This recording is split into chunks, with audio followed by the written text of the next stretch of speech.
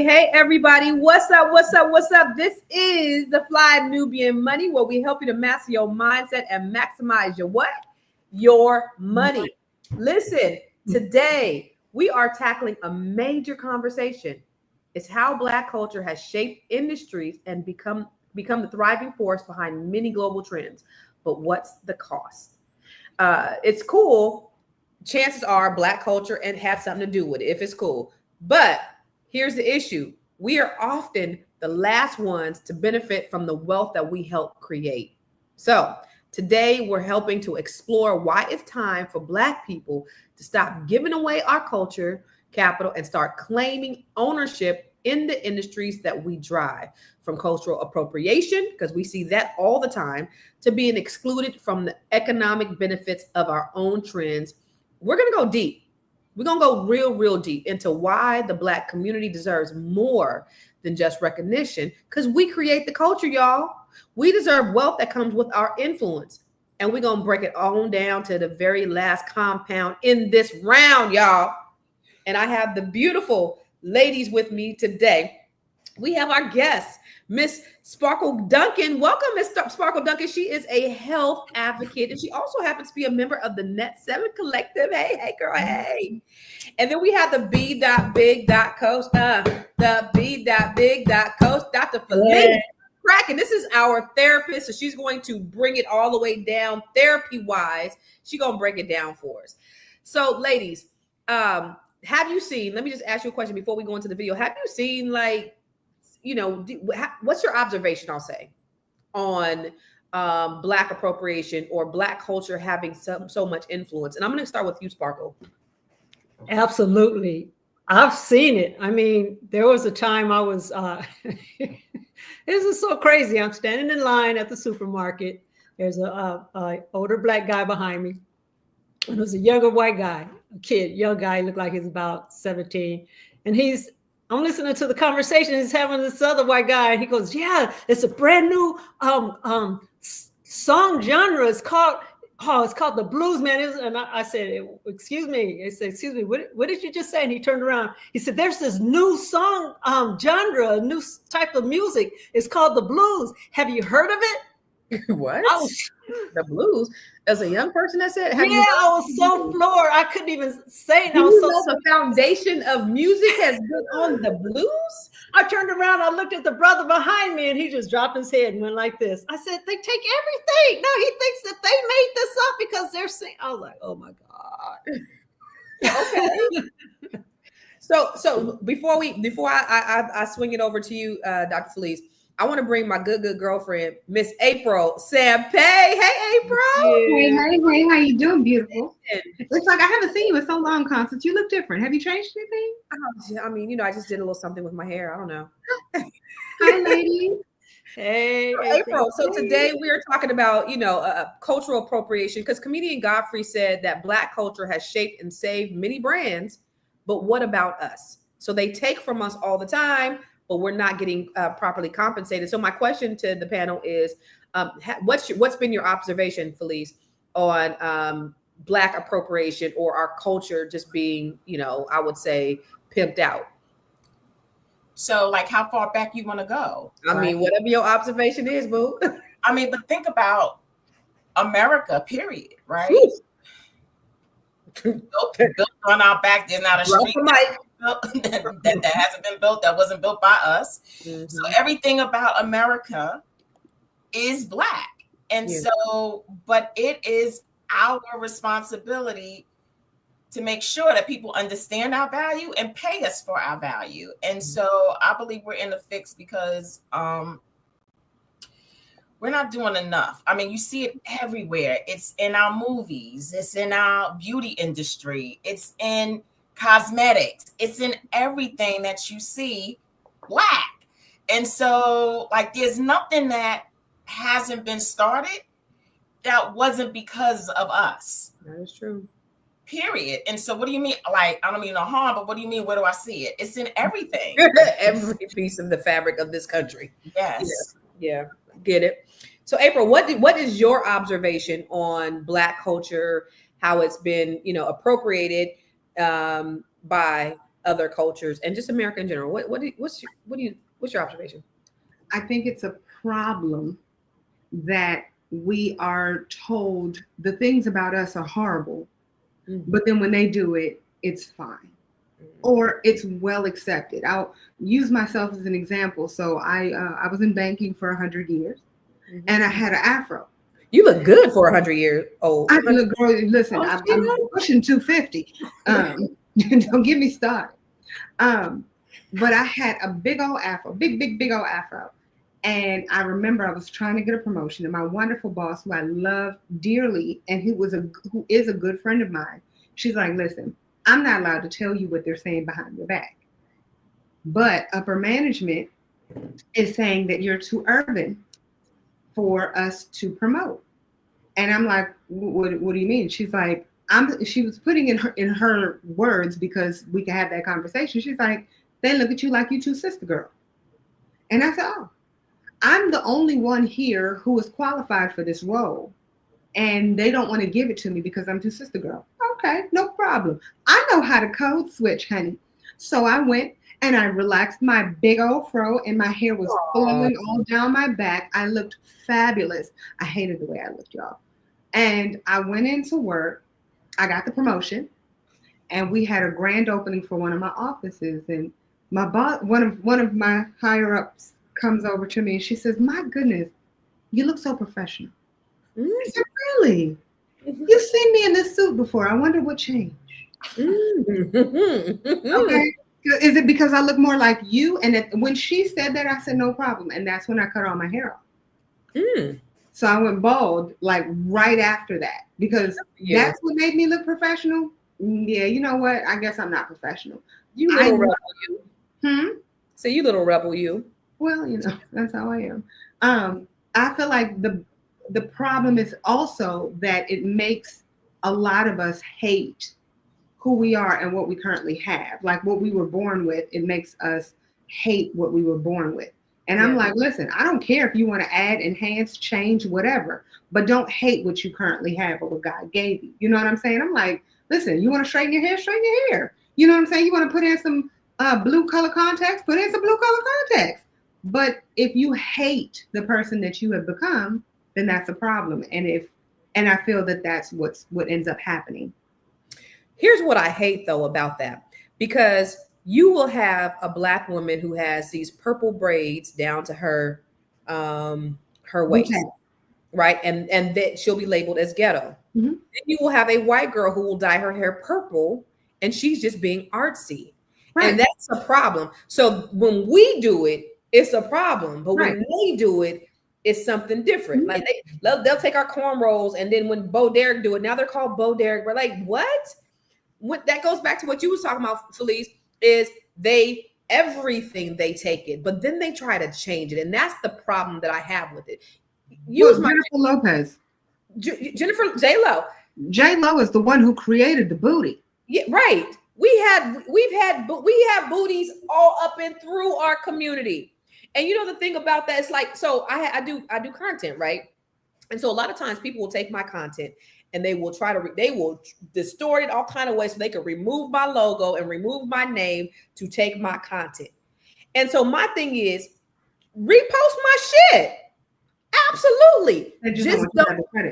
Just give me my credit, right? So, and I think the same thing with Black people. You can use our stuff, Pay us. Don't, just like the TikTok creators. When you had the TikTok creators, the black ones was creating all the fads, but the white ones were redoing it and getting paid for it.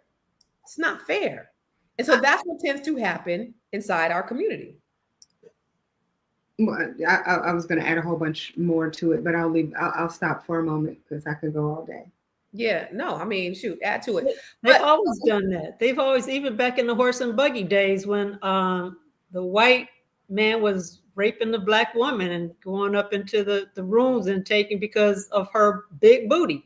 And so what did they do? Then they started designing I don't know what that thing is called, where the white women walk around with big booties or something under their dress. Oh, they have the corsets, petticoats or something like that, you know. And so they're walking around like, don't look at them, look at me, look at me, you know. Right. So they've always done that. I mean, from the beginning, they've always taken our creativity, the things that we have all through school. I never knew that we invented half the stuff that's out there that people are enjoying. I never knew it. They look at us like make our kids think we're stupid. We only came from slaves and we didn't come from anything else. And I mean, everybody's taking our culture, just like I was telling you about the kid at the store. And then I went to a Thai restaurant and they have the music, like the video for you to watch the music while you're waiting to be served.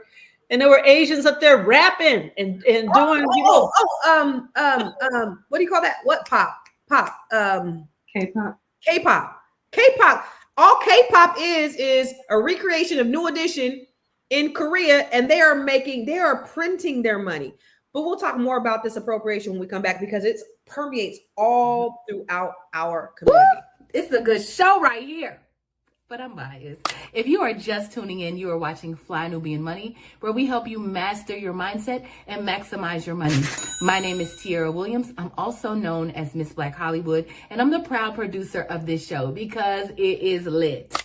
If you want to receive notifications for when we go live Monday through Friday, 1 to 2 p.m. Eastern Standard Time. All you have to do is text the word Queens to 87948. That's Queens to 87948. That's QUEENS to 87948. Also, if you want to grow your money and not blow your money, all you have to do is go to flynubianmoney.com. There's all kinds of resources, there's courses, there's free giveaways. There's just no reason to be broke in 2025. All you have to do is go to flynubianmoney.com. Obviously, you don't want to be entertained here. You want to know enough to grow. Wait, I need to put that on a shirt. You got to know to grow. Got to know to grow. So know and grow with flynubianmoney.com. I love her. Right. Tiara, love. But to Armando's point, I can't stand what mainstream has done to the word woke. This was our word. The Stay Woke was developed in 1930 something by a blues singer. When you talk about blues, and he was talking about these boys who had gotten lynched, and he was telling black people to stay woke. Now we've been saying stay woke for the last 100 years almost, and now all of a sudden it has to do with trans, and it has to do with this, and they bastardized our word, and they've taken it and they've made it into a shit show. And so that's why I'm always saying, that's why my group on Facebook, stay woke. I want y'all to stay woke. Right. So stop. Let's stop letting these people take our shit, bastardize it, and turn it into what it's not. Because that's part of the appropriation that I get so upset about. But let's look at this video that kind of started this whole conversation. Shaft saved, I think it was Warner Brothers, saved Warner Brothers from bankruptcy because they were going bankrupt. And Shaft was $500,000 budget. They made $12 million. Wow. Richard Roundtree saved Warner Brothers. My friend used to work for Stan Lee, who created Marvel. I met Stan Lee 3 times. Hanging out with Stanley in his office on Santa Monica in LA. He was at POW Entertainment when he left Marvel. I'm sitting there talking to Stanley. He's 89 years old. Now you think about it, as a kid, I'm talking to the man who created Spider-Man. And he's like, Godfrey, I want to show you something about Spider-Man. He's telling me everything. I'm listening to this dude. Like, I can't believe I'm talking to Stanley. He goes, I want to show you. Yeah, you see, he had a big picture of Wesley Snipes, Blade. He goes, yeah, Wesley Snipes, I tell you, Wesley Snipes. Wesley saved Marvel. We were going bankrupt. If it weren't for Wesley Snipes in 1999, we would have been in bankruptcy. Black person saving Again, a company. Black people sell. You look at In Living Color, saved Fox. The halftime, remember the halftime celebration? Who saved it? Michael Jackson saved it. That shit was going down. Empire saved Fox again. Empire with Taraji P. Henson, Terrence Howard. And Terrence Howard saved Fox. WB, black people saved it. Stars, black people saved it. Black people sell. It's just this old adage of hatred and not wanting, and this fear of other people's success. They got to get over it. We're all good, man. If people think if we get into a certain power, we're going to act the same way you did. We're not like that. Ain't that the truth? Godfrey, I love it when that brother speaks because he always making a whole lot of sense. Yeah. Felice, what do you think? I think that it's time for us to own our stuff. Mm-hmm. Period. I think it's time for us to get together and y'all give me some grace here, right? Like, if you look at other cultures, right? Like if you look at the Asians, right? What did they do when they were rebuilding their country? What did they do? They studied white people, right? And they studied what they do. They started wearing business suits. They started building golf courses. Like they studied. And now what do? They just take stuff that Americans do and they make it better, right? And so we now revere Chinese people. What do we need to do? We need to take back our narrative, but we also need to own it, right? Yeah. So what do I mean? It's like when we start these great companies, and don't get me wrong, because I am not a historian and I'm just going off of basic knowledge, right? So y'all do your own research, but we'll own stuff and then we sell it. Like we'll sell our stuff to L'Oreal and all that other stuff. We got to get to the point where we get our stuff together so we become our own L'Oreal. Yeah. So if a black company wants to sell like BET or Mayel, right? If they want to sell, they can sell to us. Yeah. So keep it, because what they do is they take our stuff and then they rape it. And so then the very thing that we create is no longer the same. And so we don't own anything and we don't keep anything. And so what does that mean? That means that when we do have stuff, it don't stay with us. Yeah. It's time that we take our stuff back. And if you think about American history, right? If you think about America, it was a bunch of white people from Europe who were tired of being raped by their countrymen. And what do they do? They got together. And they strategized, they galvanized, and then they bought a boat. And then they went across sea to take somebody other man's land, right? And started their own nation. Why can't we do that too? Like, why can't we get together, structure, galvanize, go find an island, right? And go move to it and build our own stuff. I'm serious, y'all. Like, when are we going to get tired? Because at the end of the day, if we're in this country, let's be for real. We are the minority in this country, right? We're what, 16%, maybe 13 to 16%? 14%. That's what I mean now. We're always going to be that too, guys. Felice, you are 100% on it. Right. And so what does that mean? That means that the majority, they're going to keep their power by any means necessary. What does that mean? That whenever they see us figuring stuff out, because that's what happened that's why they brought in integration. Because segregated, we were united and strong, right? Segregated, we were creating and making stuff happen. And so whenever they see us figuring it out, they're going to find a way to destroy. So we've got to leave. We got to leave and we got to create our own, because we're not going to be able to do it here. That's the reality. And so I don't mean any harm. Like, it's just going to be an uphill battle. And You're right. I think I mentioned on another podcast that a friend of mine, Neil, was working at the shipyard, and this older white guy was always putting him down, calling him boy and the N-word and everything. And then some other white guys was putting the white guy down because they found out he lived in a trailer park, and they were calling him poor white trash. And so Neil was able to go to him and talk to him and say, now you see how we feel when you talk down to us. Why do you guys obviously hate us? Why? And he told him the truth, the same thing that you're saying He said, we hate you because we're jealous. We're jealous of your brilliance. He says, we know more about you than you know about yourself because we've hidden everything. So your people have no idea about your background and your culture and how brilliant you are. And we're going to keep that from you. It doesn't matter who comes to the United States. We're going to always make sure that you're going to be below everybody because of your brilliance. And if you ever got yourself together, we know you're going to come into power. We're not going to let that happen. And it was like, why can't we have ours? He says, because we know that you're going to do the same thing to us that we've done to you, if not worse. And we're not. That's not how that's not in our DNA. We're not that kind of people. But he's thinking, the white man's thinking from his colored glasses. And he feels that, yes, anybody would do worse to us than we did to you guys. And so, like you're saying, we have to. And I'm not even saying that we have to necessarily go to Africa. I'm saying just, have somebody scout out the world. They're uniting out there. And figure out what island we can buy. I'm saying, and somebody said in the comments, where the money? We spend $1 trillion. That part. Per year. With 14% of the population. What do you mean, where's the money? 3 trillion. What do we do? No. So I'm sorry.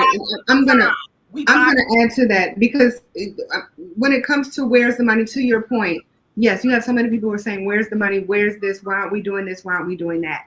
And that's where my problem lies. Because what we constantly do, and this is one thing that Constance and I always bicker about, I'm saying we need to stop. Oh, Lord Jesus, I'm about to say the V word. You better not say the V word. You better stop not being say the victim and become the victor, okay? Because as it relates to your point, where's the money? We have the money. We make the money. Put your money in the right places, and then we will make change. Then it will be our country. And so my problem is that we're always talking about why we don't, why we have so many targets on us. Targets. See how they say got target, got your money. Why we have so many targets on our back. And the fact is, it's on our back because we're always the victim and we allow ourselves to be not. It's because just like Sparkle said, they are jealous because I'm not disagreeing with that. They know our power. They know they know when we have unity, it's a mother. Right. If we unite, and here's my thing, every time somebody tries to break us down, if we can, ants, really random, but let's say ants. I live in this random place called Augusta, Georgia, and I see ants. They have these ant hills all the time, everywhere you go. And you can step on, there'll be a million ants. You step on those million ants, they're not going to be like, oh my God, I'm a victim. You know what they're going to do? They're going to rebuild every single time together as a community, every single time. Can I say something? Because Felice said, I'm not a history buff. I don't know history, but I do.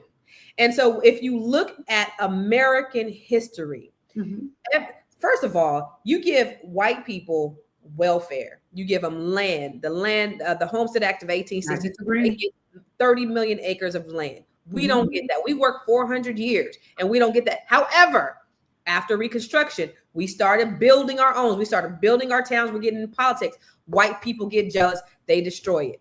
All right, bet.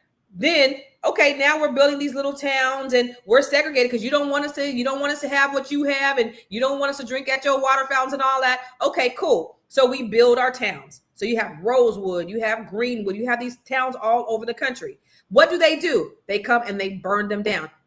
What do we do? So then, then we rebuild. And then they say, okay, we'll let you integrate with us. So now we have the belief that, the white man's ice is colder. Let me go over there and let me do business with him because now our business is no longer as good as because we've been fighting to get to their businesses for the longest. Then we get into, now we're moving all over the country. So we're leaving the South and we're going to Chicago. We're going to New York. We're going to LA. We're going to Cleveland. We're building these communities. We're getting the great migration. We're getting these factory jobs. We're building our communities. And what do? Then they start to infiltrate our communities with drugs and guns. And now we're killing each other. And then you have what's called urban decay. That's when they take the economies out of the communities, and now they bankrupt the communities. So we have no resources. We got food deserts. On top of that, you don't want to give us loans. So you have redlining and you have predatory lending, and still we're still fighting. Then move. Jobs. Why haven't we? Why? No. Why haven't? Because I hear exactly what you're saying, Constance. Why haven't? Then why? If I know you're busy, you got things to do, and you can't take us on the go with you every single day. Good news for you. We are now on Spotify. So if you can't watch us, now you can listen to us on Spotify. Search Fly Nubian Money and all the episodes shall appear. All you have to do is like, subscribe, leave a 5-star rating, leave some comments, tell people how you love us so that when other people come along and are looking for a great show to watch, they can find Fly Nubian Money too. One last thing, and just in case you've been sitting under a rock, Fly Nubian Money now has an investment club. We are the Fly Nubian Money Club. It's easy. All you have to do is go to flynubianmoneyclub.com, and I am committed to bringing in top experts from all industries to help you level up. They're teaching us the skills that we need to compete in this market.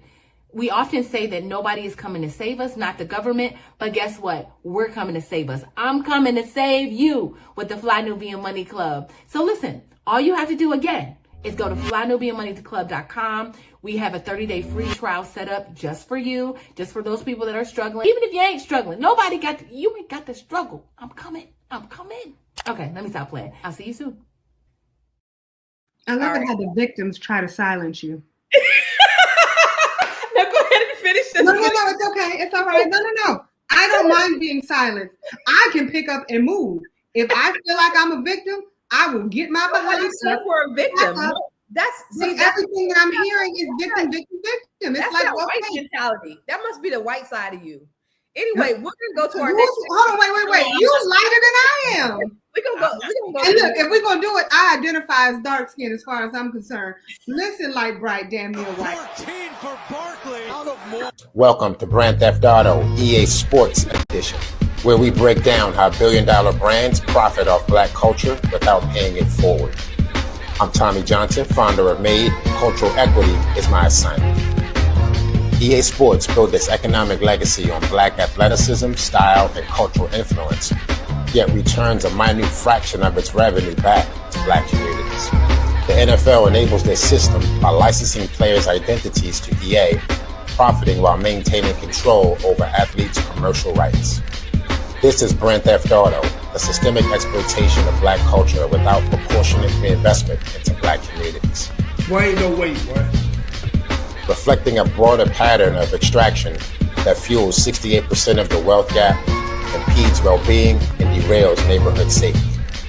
If EA can make billions from black culture, it can reinvest millions to restore it, starting with a minimum 4% return back to the communities behind the brand. To the EA leadership team, this is not a call out, it's a call forward to ethical trade. The May Trust Mark certifies the commercial use of black culture to facilitate this shift from exploitation to regeneration. To join the movement for fair cultural use, comment MADE and we'll send you the pledge. Our culture ain't no test run, no demo, no free trial. Oh, Anonymous person, sweetheart, we're not arguing for real. There's nobody arguing in real life. Oh, we get much more spirited offline, trust. Recognizing that you've been victimized doesn't mean it. Anonymous, what? For one time in life, I agree with you, brother. Please, he's making sense one time. This is like, what is going on? The stars must be in alignment. But I'm going to ask you, Dr. Felice. So you said we got to move. And April said we got to move. Okay. And I said y'all got to move. Let's talk something realistic though. What can we do? Do we boycott these brands? What is something substantive that we can do as black people? Why is it moving realistic? So, because ain't nobody getting up and moving to Africa. She just said she wasn't talking about just Africa. She said that you could. She said create your own place. Yeah. So outside of that, wait. So Felice, what do you? So this is what I believe, right? Like, I don't mean any harm, but one of the reasons why we don't have real wealth either is because, like, we see our people basing their, you know, their flyness on Louis Vuitton, Gucci, all these other people. I don't know what in your head, April. Stop nodding your head. I have no idea what Gucci has done for the black man, for the black community. I have no idea what Louis Vuitton has done for the black. And then don't get me wrong, you go to a flea market, see a black person selling something, and you're gonna barter them down for something that's $10, but you'll go into the Louis Vuitton store. I don't see you bartering them down for that $3,000, $5,000 pocketbook. You go in there proud, getting ready to hand over your God-given money. And so what do? We just put money back into communities that don't put back into us. We have got to start supporting black. And then don't get me wrong, right? I know it's apples to oranges because sometimes we have some really bad experience with black people. Well, guess what? I've had bad experiences with white franchises, but you don't give up on them. You keep going back. And so what do you mean? There are black people with character, integrity, and excellence when they're doing business. Absolutely. You find those businesses and you do business. And you also commit to supporting new businesses for a certain amount of time to make sure that they build a foundation to be able to spring from. So one of the things that I always hear, why black stuff always more expensive? Well, sometimes now they do price gouge, some people, but for the most part, it took them much more to get there. They're being charged much more for the same stuff. So like with our hair products. So a lot of our black businesses who are trying to get into the hair industry, that Chinese or Korean store didn't have to pay as much for those products that our African-American sister had to pay. So in order for her to stay afloat, she might have to charge harder. You have to commit to being able to say, I'm still going to support you, because either way, I was going to take that $10 and give it to Starbucks anyway. So I'm just going to go ahead and put it into you. And so we have to commit to saying that we are going to support and love on our black businesses and start keeping our black dollars in the black economy. What is that going to do? That is going to build us up and position us to do more.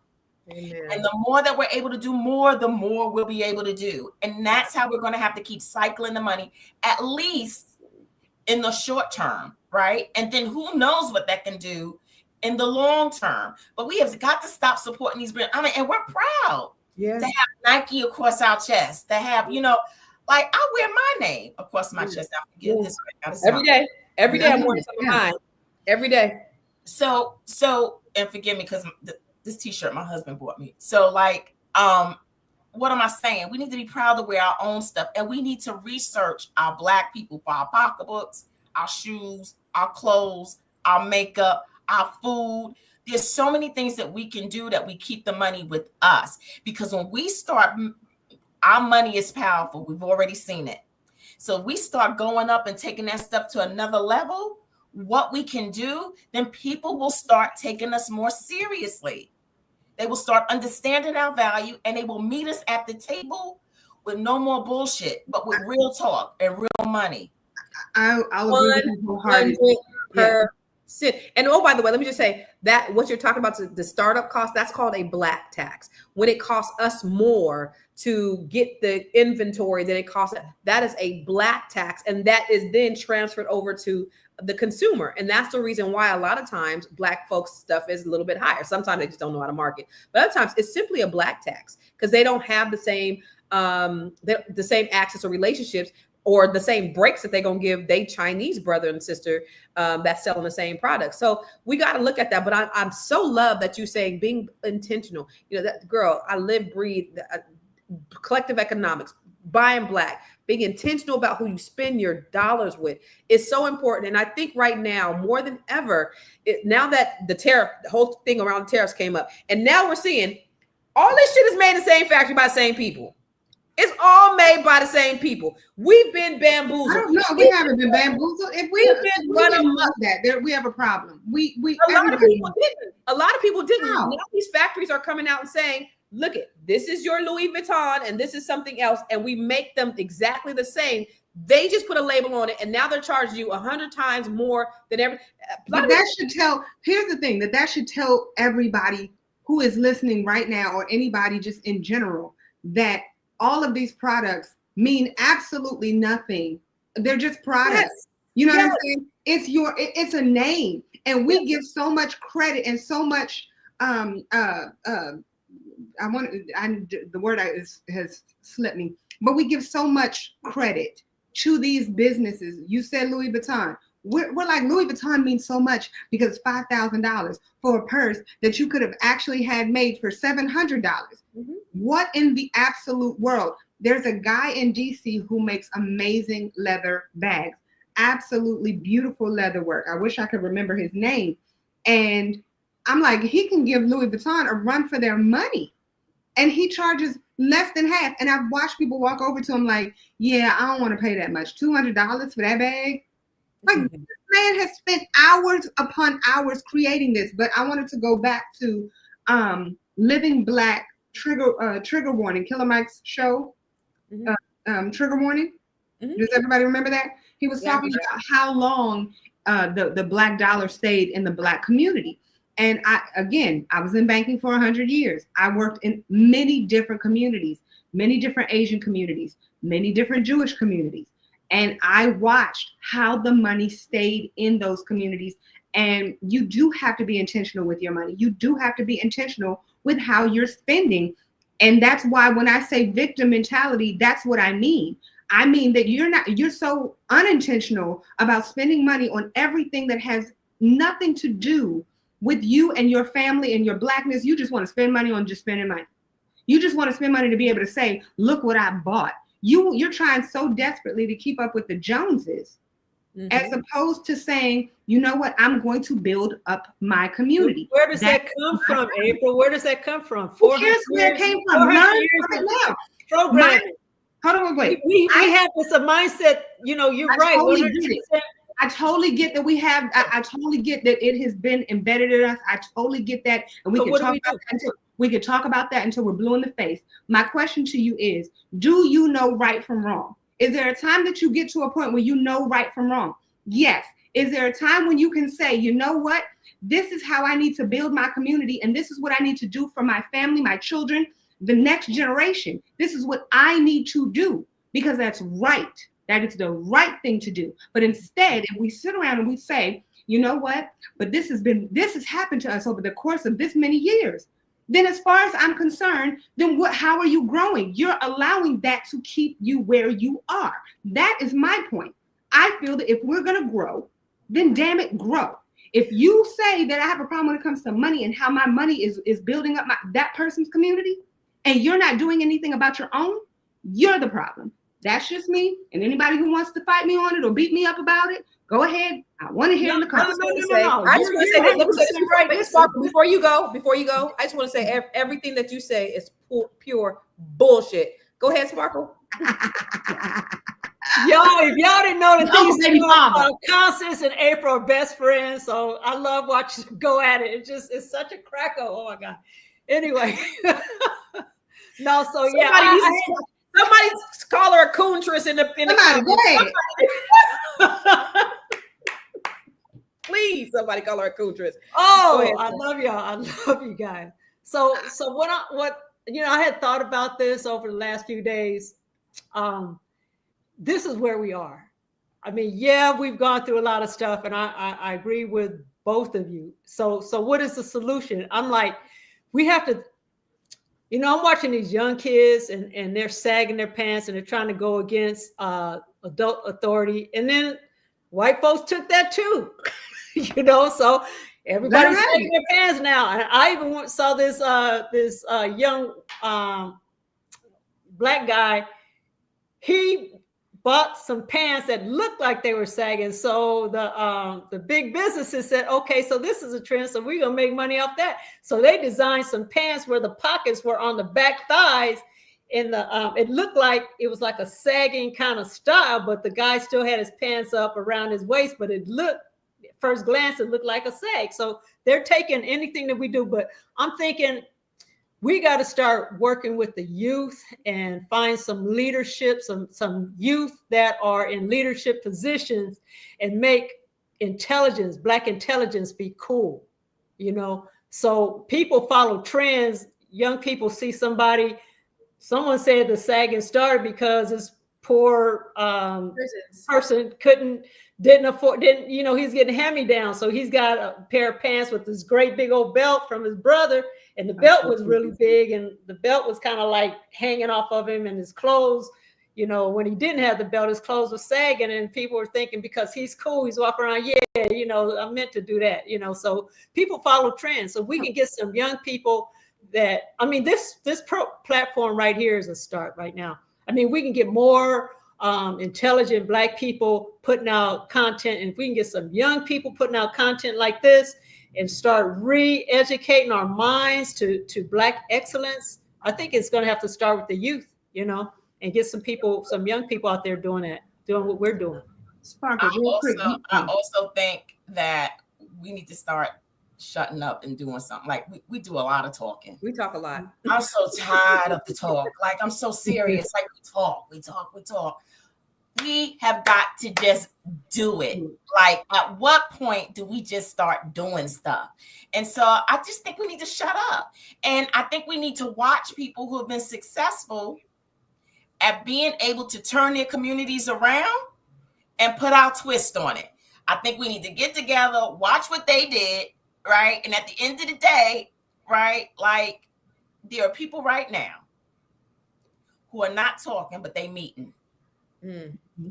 And they meeting and they strategizing. Mm-hmm. And they figuring out a plan. And I guarantee you it's not enough of us doing that. And so we have got to shut up and be about the business and start getting together and not Uncle Tom and us, not going out there and you got people who infiltrate to be able to tell what it is we're doing. We need solid people who know that it is time for us to stop. Because this is the definition of insanity, y'all, is doing the same thing over and over and over and over again, thinking that something different is going to happen. And we have been on the insanity Ferris wheel long enough. And we have got to be well mentally. We have got to build our mindsets. We have got to stop being crabs, because we are beautiful people. We come from a royal priesthood, and we have got to know who we are, get back to our identities, galvanize, strategize, love, build community, and do it. One person, your circle of influence, your community at a time. We're doing it here. I agree with you on that one. I have to put it out there, even though I can't stand her. Constance Carter actually is creating certain things like that as it relates to like the Net 7. She's been writing books. Like, and I'm just going to use this one as an example, because those of you who are watching, if you don't have this book, you're poor. And so I think that when we're dealing with people who are creating things like that, I love the fact that she's one of those people. You know what I mean? Again, can't stand her, but lie, on fire. She loves me. But I do think that I agree with you. Oh my gosh, you are so spot on. And it's like, what are you doing for your community? What nonprofits have you either started or are you working with? What children? Right, I love that. What children are you pouring into? I remember I was talking on this one panel, and it was so funny. This guy jumped in and he was talking about all of the things that he's doing, all the money he's been making. And I said, my brother, what have you done for your community? He was like, man, first of all, it's not my responsibility to do everything for the community. It's not my responsibility. And I said, okay, that's what's up. He said, look like a pamphlet. What do these look like, my brother? I'm just asking you for a friend. Do these look like pamphlets? That's actually a workbook. Yes. That's why I said, if you don't have this, you're poor, because a workbook means you have to work. Workbook. Sit down. Look, I was on your side at first, and now not so much. Anyway, he said, whenever I go to the liquor store or the corner store, you know what I do? I say, hey, young blood, you don't have to take drugs. You don't have to drink alcohol. And I'm like, that's what you do for the community? Please get off it. Like, get off, sit down, turn his mic off. And so what are you doing for the community? I wish everybody would start asking that question before they talk about what they don't have, and focus on what they already have and how they can pour into others. So that's how I 100%. So I think we all, which I hate, I think April and I agree on something. We just arrive at it in different ways, right? Because at the end of the day, it is about the solution. I believe that we have to understand where we've been in order to understand where we're going. So it's hard to forge a plan ahead if we don't even know what's behind us. And April's just like, shut the fuck up and let's go and let's quit complaining. And you got to understand, like, I need you to know, because you got to know what booby traps lie ahead. You got to know what snares are in the road. You have to know the tactics of the enemy. But if you spend all the time focusing on all of that, then you're just that's where you land. Aware. You're just being aware. But April, you know what? You have been wonderful. Thank you for joining us. She's kicking me off, y'all. You see that? You ain't got to go home, but you got to get up off of here. You got to go. I'm sick of you. I'm sick of you. April had a hard hour. Yeah, I had to leave it at 1:45. I appreciate you coming on. I love you so much. I love you too, babe. I love y'all and everybody who's watching. I promise you, this is how we just always joke. Y'all be blessed on purpose, and also find more purpose in how you can build in your how you can build your community up. Y'all be blessed. I'm out. All right. Peace. Thank you. All right, so listen, but that is the truth. Like I create things because what I do, and this is I think what people should do. I know everybody's not educated in certain ways, and I've been blessed to get certain kind of education, but I look at a need and I'll say, okay, how can I fulfill that need? What knowledge and skill set do I have in my wheelhouse, and what can I create to solve this problem? And I think we need to be more proactive in that way to think, there's an issue here. Like for me, I did a TED Talk. It's called Google That Shit, but it's about the wealth gap, right? So what can we do to close the wealth gap? Because they said in 2053, our wealth is going to be a zero. So what are some things we could do? So everything I do, all my business is in alignment with closing the wealth gap, with educating Black people, closing the wealth gap. So if you go to my Facebook page, you'll see all this history stuff. So it's because I wanted you to know the ways of the enemy, but also I'm going to give you some solutions, some nuggets, some, I'm going to show you how to invest in real estate. I'm going to show you how to generate compound interest on your money. I'm going to show you how to invest, all those other things, but you need to know what's coming behind you. Because when Black folks was building these towns, they was thinking, okay, you don't want to fuck with us? Cool. Leave us alone and we'll build. And now our shit is looking better than they shit. And they like, oh, I saw one of the Tulsa interviews. The lady said that white women will come in and loot their stuff after they would burn their shit down. They would come in and they would loot, and they were like, these ends have better stuff than we have. They would get so jealous to see Black people thriving. It's not enough that you no longer can control us, right? Okay, we're not messing with you. We're not shopping at your stores. We're just trying to live. But now you want to come and burn our shit down because now it's better than yours. And so that's the thing. J. Edgar Hoover said the biggest threat to America is Negro unity. That's it. They know our power.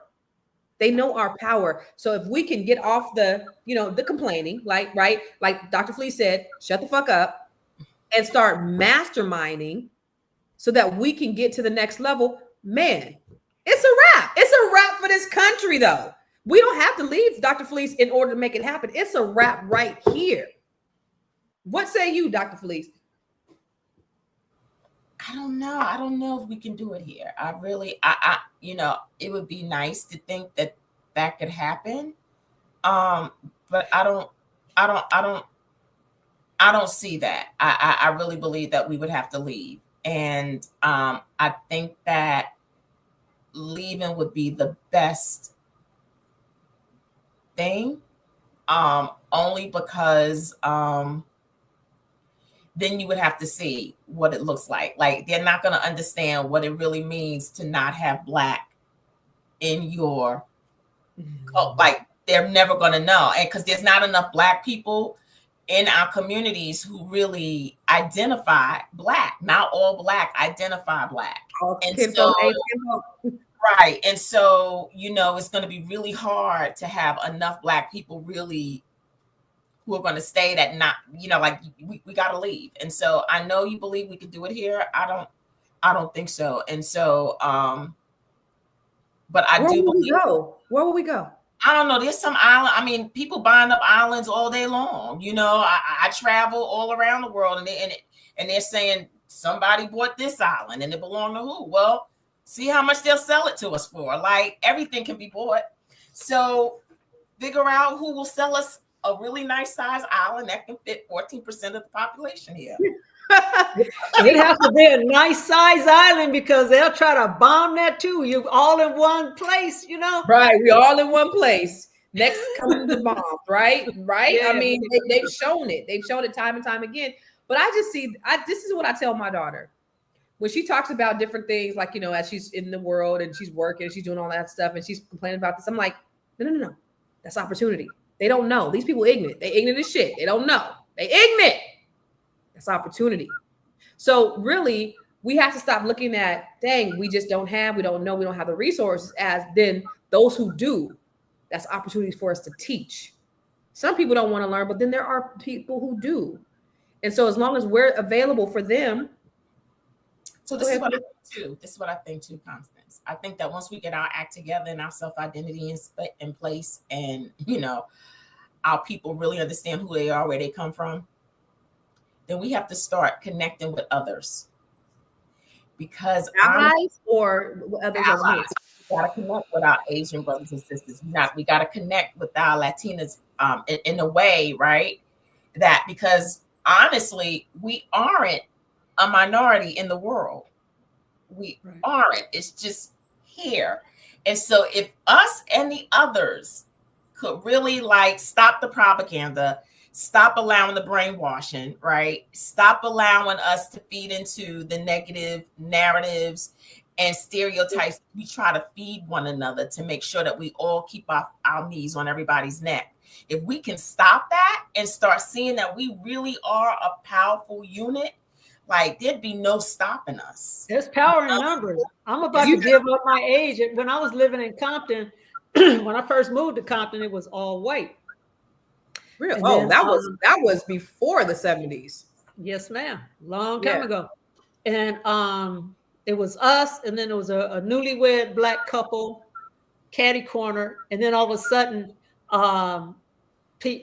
people started moving out, you know. And so white flight, nobody was moving in. And then my mom's like, this place is looking like a ghost town. Horses, houses all boarded up. And then after about 7 years, they started dropping the prices of the houses. And then people that we had moved from the Watts area, here they come, you know. And then it just, all of the businesses on Long Beach Boulevard start taking off. All of this beautiful city just, you know, and then somebody's knocking on the door. My dad answered the door, and then their face got pale. You know, they had clipboards. So those were real estate agents going around telling people, you know, you better sell while you're. That's called blockbusting. Mm-hmm. Yeah. And so it's just like, and then, you know, then I guess gangs started coming in to try to protect one another from stuff that was going on. And they helped usher out the rest of the white people, and it was all black, and then we start fighting each other. But the Mexicans that were coming into our community, we were cool with them because we were on the same level. We were all struggling together and trying to make it together. And they started setting up sting operations. Before they set up the sting operations, they started erecting prisons all in our community. They put one up in Compton and another one, I think it was Southgate. And after that was set up, then they came up with the 3 strike laws. And my friend Rick got pulled over for a joint behind his ear. That was 1 strike. And another strike, he had marijuana in his glove compartment when they pulled him over. And the 3rd strike, they put a Cadillac in front of these guys that were sitting on the porch talking, and a brand new Cadillac pulled in front of them, and they opened the doors, and a white man and a white lady walked around the block and left the car running. And the guys were just like looking at like, what's going on? You know, they're just sitting up there, you know, they never came back. Later, one of the guys looked over and said, hey man, this is a brand new Caddy. You can still smell the leathers, you know, come here, check this out. And they're like looking at the car, you know, and they didn't take off with the car. So it was like 45 minutes past. And then all of a sudden, boom, all these police cars came in and helicopters and all of that. And they had him on the ground. And so Rick went to jail for the 3rd time, and they were trying to put him in prison for life, 3 strikes. So they built up all these prisons. So now you got free labor again, you know, because you're free unless you are a prisoner. And then, you know, you can be used as a slave. So all this stuff is happening.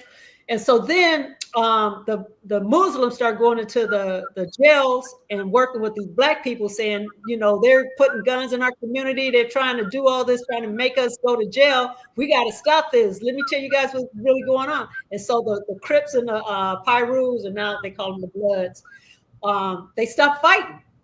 So there's no more reason to incarcerate anybody because nobody was fighting. You know, the drugs stopped. And then my friend Lavelle got shot by a drive-by.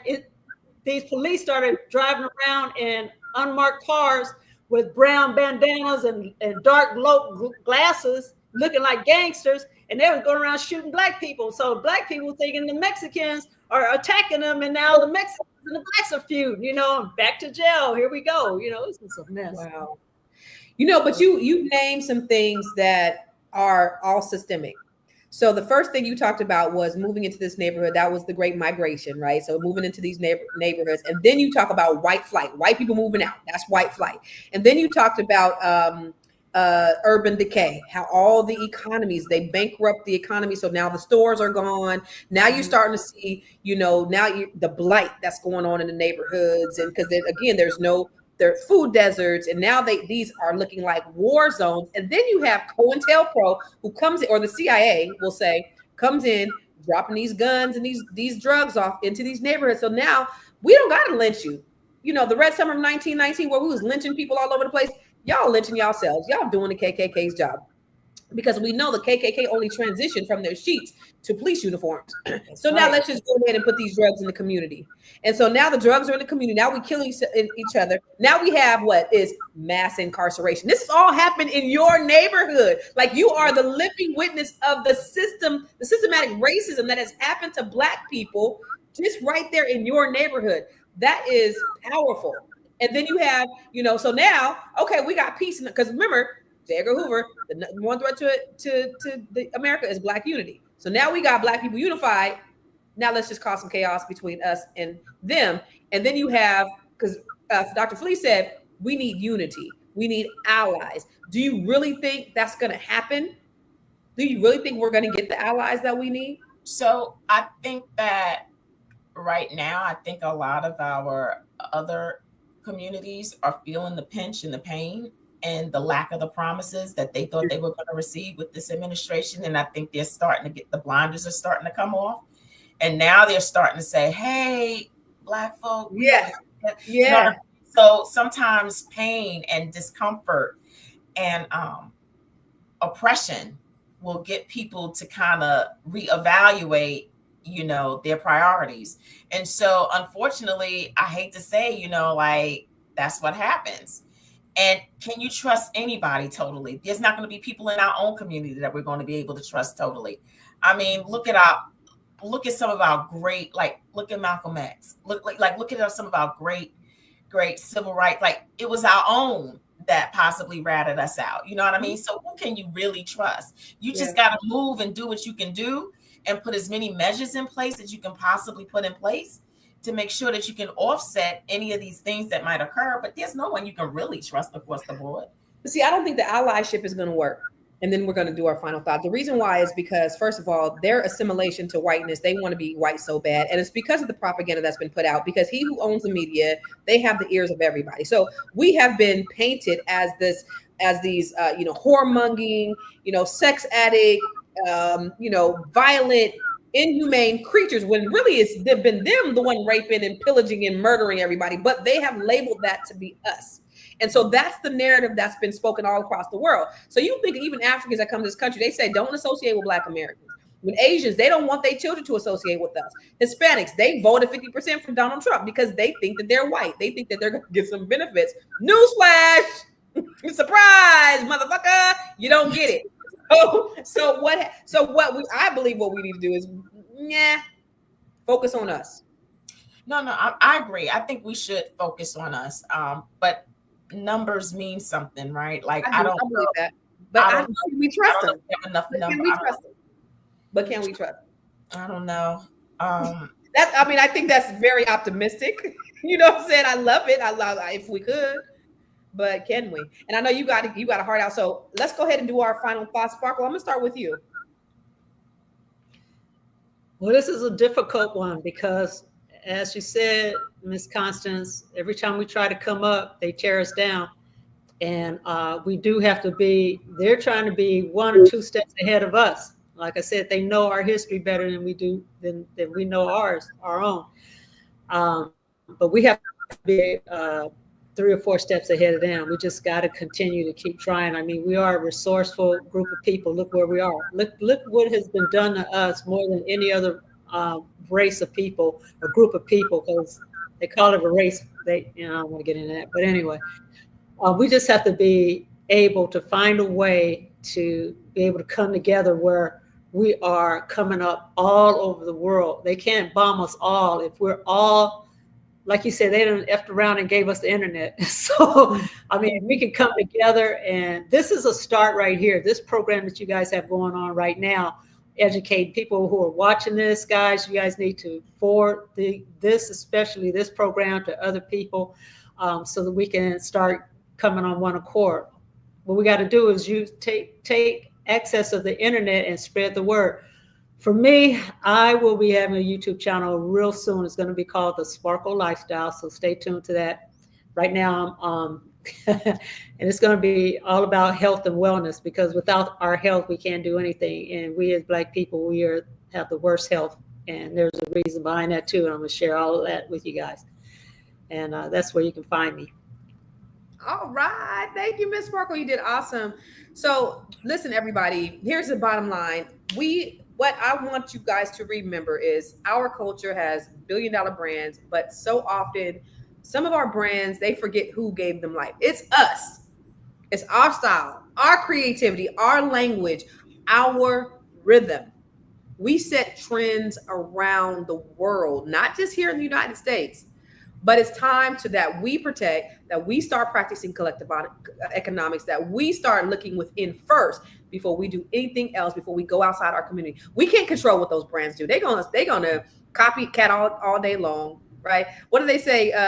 Imitation is the best form of flattery. That's all good. There's nothing that we can do. But what we can do, what we can control, is how we spend our money and who we spend our money with. Okay, so my message to you is just to watch who you spend your money with. Stop letting our culture be a marketing tool for everybody else. Stop buying and spending all our money up on everything else, and let's start empowering each other by spending with one another. That's it. That's all. I appreciate you, Sparkle. You've been amazing.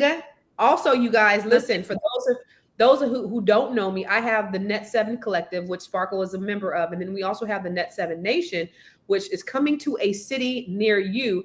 And before we head out, let me just show you a little bit about what we're doing. There's nothing like being around women who see you, who support you, and who genuinely want to see you win. This is what Net 7 is all about. We celebrate each other, we build each other, we rise together.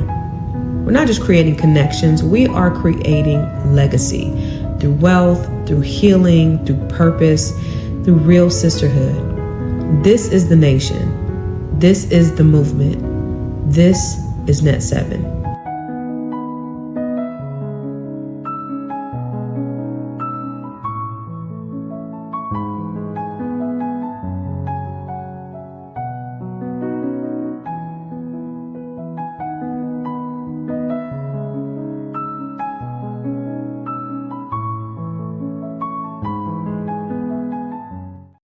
So when you talk about, we need to shut up and we need to start doing things, these are things that we are doing as Black women all over the country. Right now, we have 14 different cities that we're in. We have, let me see. Welcome to the unstoppable force of the Net 7 Nation, where purpose meets prosperity. We are showing up strong in Dallas, Houston, Stockton, Sacramento, West Africa, Las Vegas, Philadelphia, Prince George's County, Europe, Washington, D.C., Baltimore, Atlanta, Chicago, and Alabama, and with more to come. These powerful women are here to build wealth, impact their communities, and change generations. So get ready to connect, collaborate, and elevate with the Net 7 Nation, because together we are unstoppable. So if you saw your city on there, tap in. And if you didn't, we're going to be in the city near you. We'll see you next time. Tomorrow, same bad time, same